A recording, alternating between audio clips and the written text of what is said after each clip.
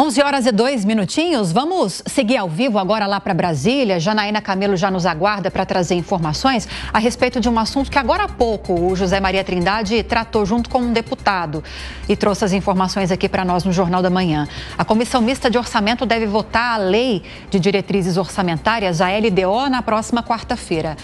Qual a expectativa para essa votação, Janaína?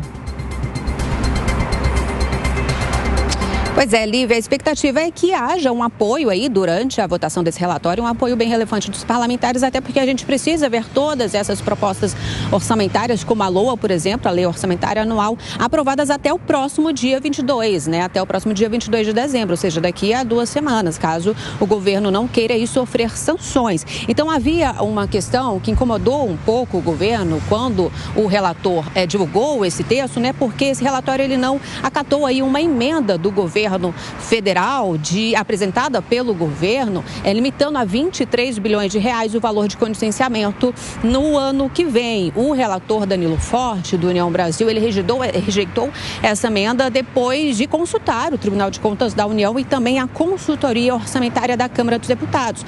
Inclusive, essa consultoria publicou aí um parecer dizendo que caso o governo federal perceba que não vai conseguir atingir o déficit zero da meta fiscal no ano que vem, deveria então fazer um corte de gastos aí de 56 bilhões de reais. Então, Danilo Forte disse o seguinte, que essa definição sobre o montante a ser contingenciado deve ficar a cargo do governo federal e não explicitado no seu relatório.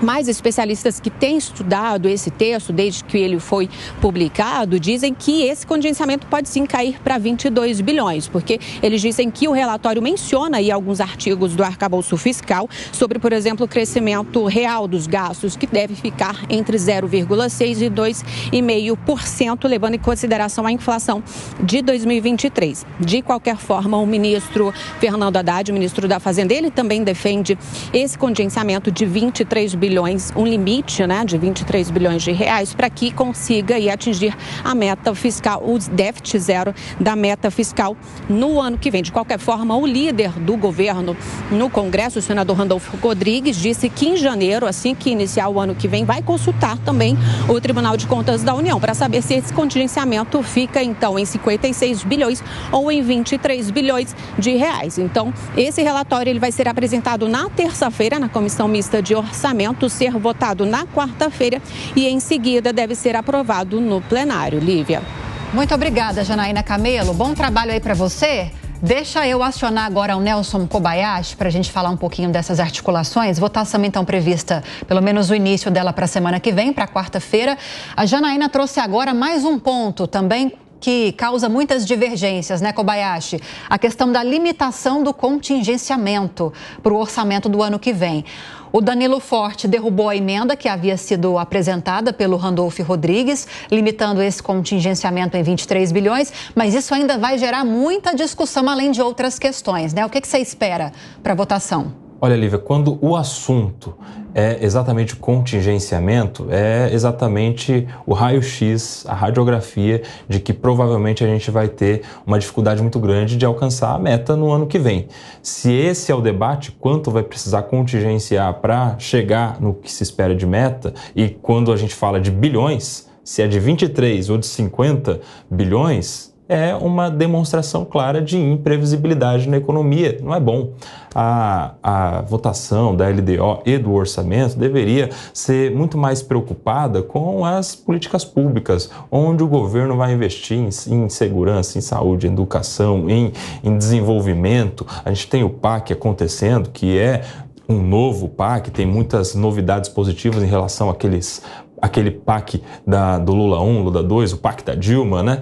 Ou seja, a gente teria muito mais assunto interessante e positivo para tratar do que exatamente o contingenciamento. Mas daí eu acredito que o governo esteja satisfeito com essa ideia de não inclusão do limite de contingenciamento em 23 bi, até porque vai poder gastar mais, vai poder não se limitar, enfim, e isso atende aos interesses, tanto que o ministro da Fazenda, Fernando Haddad, está contente, está satisfeito com essa ideia.